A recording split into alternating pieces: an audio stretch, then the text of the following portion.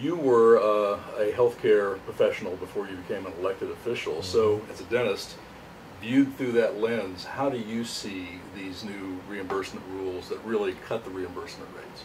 Well, I'm concerned because one of the challenges we've always faced is access to care for low-income populations. And so if you are looking to find a way to chip away at reimbursement, you're going to affect the provider base. And the bottom line is the people who need the care the most are not going to get it.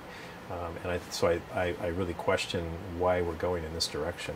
So we hear a lot about coverage and the importance of coverage, but this is really becomes an issue of access, right? It does, and especially in rural communities where people can't travel, far to get to the care that they particularly need. I mean, I have a lot of little independent pharmacies in my district. They're in small towns, and these kinds of changes are going to have an effect on people, and that worries me. So give me an example of how folks in your district would be affected by this. We have some communities, for example, that may only have one independent pharmacy and then one of the larger chains. So people choose to go to whichever pharmacy based on the level of service. And having been a small business, I tend to be more inclined to want to go to the independent guy. But if you're already taking a lot of these, you're already doing some of this at really thin margins. And it becomes a financial decision, and it's harder and harder to do. And the further you are away from larger metropolitan areas, the bigger challenge it is for the consumer. A lot of people assume that just because you live in a rural area, the cost of living is lower, but it's not. You have to travel longer distances. Sometimes the goods you consume cost more because it costs more to get there. It takes more time, and so these are all issues that come into play. So I know you've heard from some pharmacies in your district, but if you've got a pharmacy that just decides that financially it doesn't make sense for them to continue to provide these specialty medications, that leaves the patient, the customer, with some pretty tough choices. It does. And so if we're ultimately trying to get care to people and you lose that ability to provide it because you as a provider can't afford to do that anymore, the people who suffer are the patients, and that's just wrong. So I would probably be admonished if we were in court not to lead the witness, but I'm going to ask you anyway. Are these rules a bad faith effort on the part of the state, you think? I don't like the idea that as a provider you would provide a service in good faith, provide that at the level at a high level, and then somebody come back a year or two later and say, we need to take some of that money back because we've changed the rules in the middle of the game. I'm sorry, that's just plain wrong. So we're talking about the clawback. Yeah. We're talking about the state coming in and wanting to recoup payments over the course of the last 2 years. Yeah, I just think it's wrong. I hope the administration goes back and really looks at this, because this will affect the viability, especially of small independent pharmacies. You can't anticipate that somebody is going to come back later on and take money back from you when you don't expect it. Where are you going to get it, and how are you going to do that? And what does that give you as far as faith going forward about the ability to continue to do this? If I'm a pharmacist and somebody says, I'm going to take that money from you, I'm going to think, well, you know what? Okay, I guess if I got to pay it back, I got to pay it back. But I'm not doing business with you anymore. And that's where the real problem is. And I don't think people have really connected the dots on that. So these rules, as you know, were adopted by the previous administration. So essentially, this is something that Gavin Newsom has inherited. What do you want the administration to do about this? What's the solution, do you see? I'd like the administration to really think seriously about these rules and go back and reflect upon that. Think about it from the perspective of a provider providing a service. Put yourselves in their shoes. How would you feel if you provided a service in good faith and suddenly somebody came back and said, yeah, you may have done that, but we're going to take some of that money back? How would you feel about that?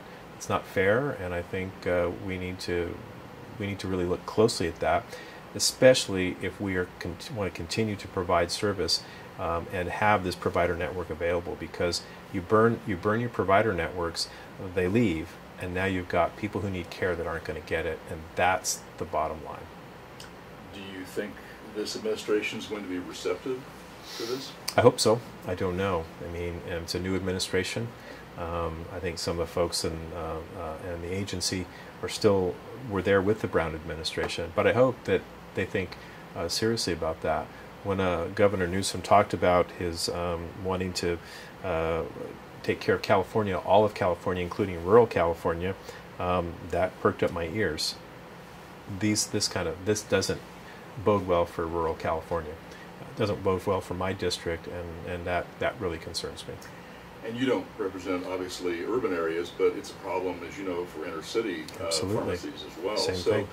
In the broader, I guess I'm looking for, in the broader California perspective here, what do you think's at stake with this? I think what's at stake is the potential to erode a provider network that's already operating on thin margins with this particular population. So access is not just a rural issue.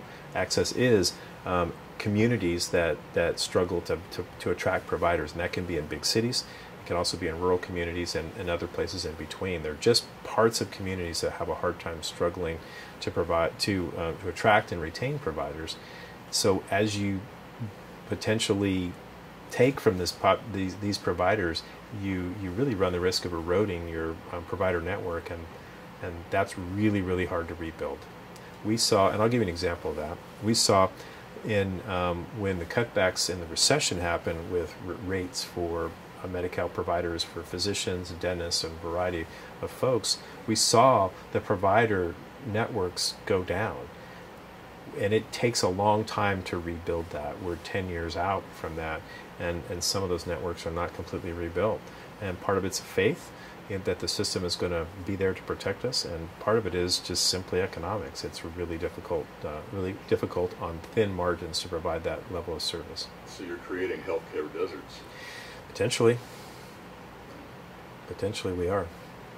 From a patient's perspective, we talked about what's at stake for the provider network, but ultimately it's the patient that is suffering the effects of this thing. Right. So what's at stake for the Medi-Cal patients who need these drugs, who need these medications? I think what's at stake for the Medi-Cal patients is that should this really adversely affect the provider network, which I believe it has the potential to do, they're going to have to travel further to get the medications they need.